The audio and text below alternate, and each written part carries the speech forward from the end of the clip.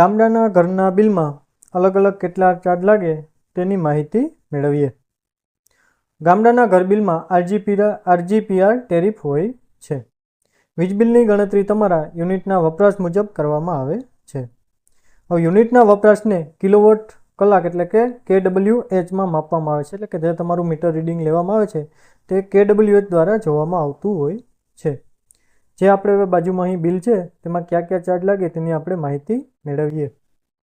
સૌ પ્રથમ fix charge, ત્યારબાદ એનર્જી ચાર્જ, ફ્યુલ ચાર્જ, વિદ્યુત શુલ્ક એટલે કે ED, ત્યારબાદ વિલંબિત ચૂકવણી શુલ્ક એટલે કે DPC.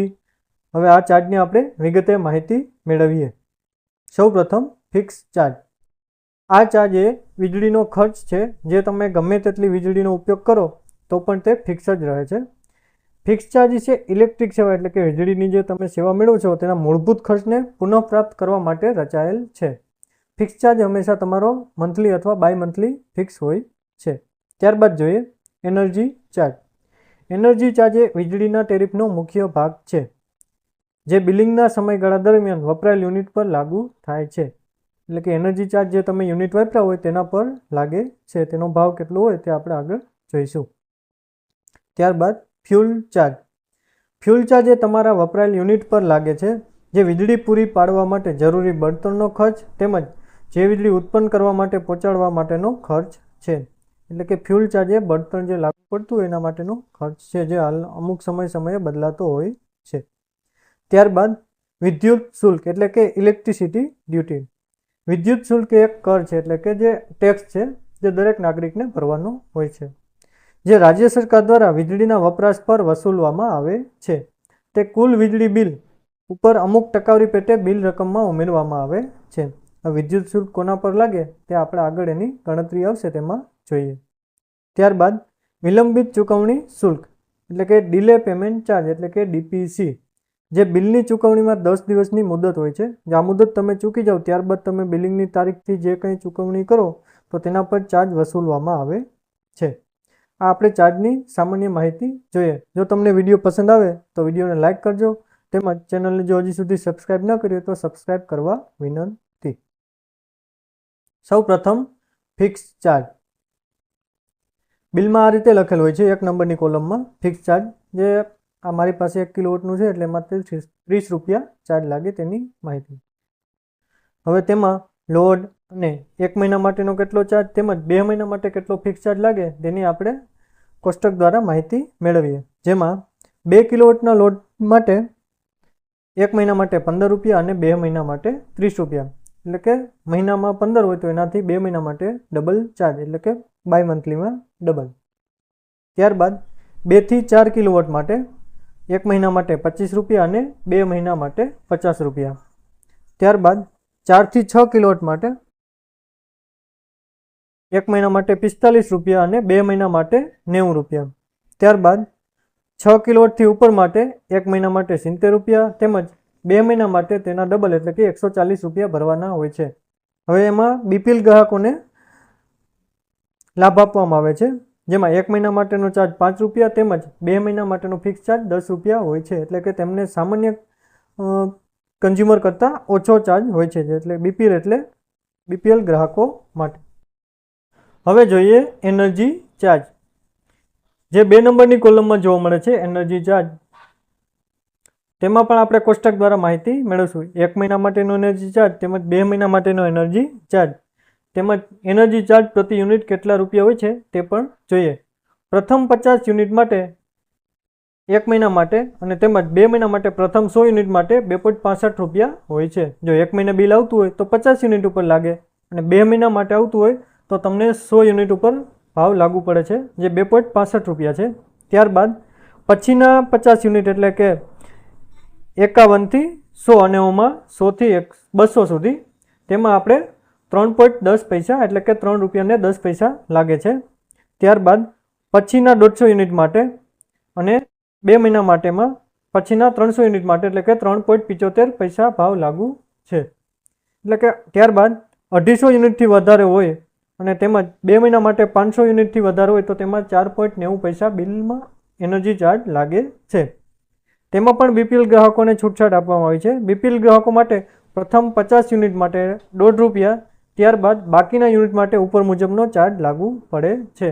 એટલે કે એને 50 યુનિટ જે છે તેના ઉપર તેમને રાહત આપવામાં આવે, 50 યુનિટ સુધી રાહત આપવામાં આવે છે. એનર્જી ચાર્જમાં જો તમને કાંઈ પ્રશ્ન હોય તો તમે કોમેન્ટમાં જણાવી શકો છો. ત્યારબાદ જોઈએ આપણે ફ્યુલ ચાર્જ, જે બિલની કોલમ 5માં હોય છે. ફ્યુલ ચાર્જ એ તમારા વપરાયેલ યુનિટ પર લાગે છે, જે થોડા ટાઈમે બદલાતો હોય છે, જે સરકાર અમુક સમયાંતરે તેમાં ભાવ વધારો ઘટાડો કરતી રહેતી હોય છે. તમારા છેલ્લા આવેલા બિલમાં લખેલ હોય છે, જે હાલ ₹2.85 પ્રતિ યુનિટ છે. બિલમાં ફ્યુલ ચાર્જ @2.85 આ રીતે લખેલ હોય છે. જે આ રીતે બિલની જે મેં સ્ક્રીનશોટ છે તે અહીં જોવા મળે છે. ફ્યુલ ચાર્જ આ રીતે લખીને તેમાં તેની રકમ હોય છે. ફ્યુલ ચાર્જમાં જો તો પણ તમને કંઈ પ્રશ્ન હોય તો તમે કોમેન્ટમાં જણાવી શકો છો. ત્યારબાદ આપણે જોઈશું વિદ્યુત શુલ્ક એટલે કે ઇલેક્ટ્રિસિટી ડ્યુટી.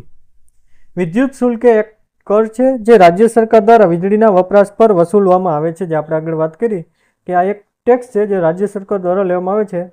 તેની આપણે કયો ભાવ લાગે તે જોઈએ. ગામડામાં 250 યુનિટ સુધીના વપરાશ પર લાગુ પડતું નથી. જો તમારો વપરાશ શરૂઆતથી એટલે કે એક વર્ષ નાણાકીય વર્ષ દરમિયાન 250 યુનિટ સુધી હોય તો તમને લાગુ ઈડી ભરવાની રહેતી નથી. જો આખા વર્ષનો વપરાશ 250 યુનિટથી ઉપર જાય એટલે તમને લાગુ પડે છે. હાલ ગામડામાં વિદ્યુત શુલ્ક જે ફિક્સ ચાર્જ, એનર્જી ચાર્જ તેમજ ફ્યુલ ચાર્જ આપણે 3 અગાઉના ચાર્જ જોયા તેના ટોટલ પર 7.5% લાગે છે. જે બિલમાં આ રીતે લખેલ હોય છે, ઈડી ચાર્જ @7.50 એટલે કે તેમાં કેટલો ભાવ હોય તે પણ તમારા બિલમાં આ રીતે લખેલ હોય છે. જો વિદ્યુત શુલ્ક વિશે તમને કાંઈ પણ પ્રશ્ન હોય તો તમે કોમેન્ટમાં જણાવી શકો છો. ત્યારબાદ વિલંબિત ચૂકવણી શુલ્ક એટલે કે ડિલે પેમેન્ટ ચાર્જ એટલે કે ડીપીસી. જો બિલની ચૂકવણી તારીખથી 10 દિવસમાં બિલ ચૂકવવામાં આવે તો કોઈ વિલંબિત ચૂકવણી શુલ્ક લાગશે નહીં. તમારું બિલ બને તેના 10 દિવસ સુધી તમારે બિલ ભરવાનું રહેતું હોય છે. તમે જો 10 દિવસના અંદરમાં તમે બિલ ભરો તો તમને કોઈ પણ ચાર્જ લાગતો નથી. જો નિયત તારીખ પછી એટલે કે બિલની તમારી છેલ્લી તારીખ હોય તેના બાદ બિલ ચૂકવવામાં આવે તો નિયત તારીખથી બિલની ચૂકવણીની તારીખ સુધીના સમયગાળા માટે એટલે કે ખેતીવાડી સિવાયના તમામ ગ્રાહકોના કિસ્સામાં વિલંબિત ચૂકવણી ચાર્જ વાર્ષિક 15% લેખે વસૂલવામાં આવે છે. એટલે કે ડીપીસી ખેતીવાડીમાં 12% તેમજ અન્ય ખેતીવાડી સિવાયના અન્ય ગ્રાહકોમાં વાર્ષિક 15% લેખે વસૂલવામાં આવે છે. જે બિલમાં આ રીતે 9 નંબરની કોલમમાં ડીપીસી કરીને લખેલ હોય છે, જે તમારા બિલની તારીખથી તમે જે છેલ્લું બિલ ભરો તે દિવસો દરમિયાન વાર્ષિક 15% લેખે દિવસો પ્રમાણે વ્યાજ વસૂલવામાં આવે છે. ડીપીસી વિશે જો કાંઈ પણ પ્રશ્ન હોય તો તમે અમને કોમેન્ટમાં જણાવી શકો છો. આભાર. વિડીયોનો ઉદ્દેશ્ય માત્ર જાણકારી માટે છે. વધુ માહિતી માટે વીજ કચેરીની મુલાકાત લેવા વિનંતી. આપણે આ વિડીયો જે પણ બનાવીએ છીએ તે ગ્રાહકોની માહિતી માટે બનાવીએ છીએ. જો તમને આમાં કાંઈ પ્રશ્ન હોય, તમને કાંઈ એવું લાગતું હોય તો તમે અમને કોમેન્ટમાં જણાવી શકો છો. તેમજ તમે તમારી નજીકની વીજ કચેરીની મુલાકાત પણ લઈ શકો છો. ઉર્જા મિત્ર ચેનલ પર વિડીયો જોવા બદલ આભાર. ભવિષ્યમાં જીબીને લગતા વધુ ઉપયોગી વિડીયો જોવા માટે જોડાયેલ રહો.